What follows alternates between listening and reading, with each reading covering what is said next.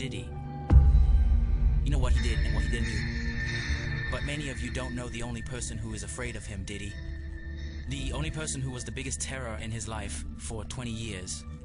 If this person chooses you between all the inhabitants of the earth to be your enemy, or he is your only enemy, I advise you to choose all the inhabitants of the earth.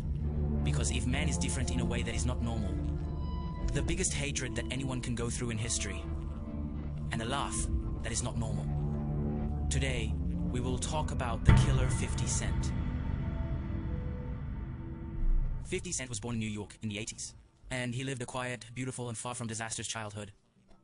And his family was the most conservative family at that time. His mother, for example, used to take him to church and worship Jesus Christ. And his mother was known in the neighborhood that she was a merchant. She relied on herself, and many of the inhabitants of the neighborhood relied on her in their daily lives. The simple problem that is not necessary to mention because it is a simple thing. She was the merchant of cocaine. She was the biggest drug dealer in the neighborhood. And she used to go to church to sell to the priest himself. Because the priest himself was giving, she never went there to ask for forgiveness. And she was 15 years old when she got 50 Cent. She got a little faster, and his father didn't care about him, because he decided to go out and buy milk and never come back.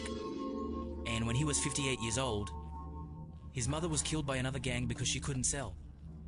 So his childhood, as we said, was quiet and far from disasters. And it was a life that many children dreamed of. And when the innocent child reached the age of 12, he decided to open his own project in school. And you know, some children in school, they bring potatoes and sell them at a higher price. He told you that they are merchants, and I don't know what. They are innocent, and they have a nice life. So here the innocent child, 50 Cent, decided to open his own project.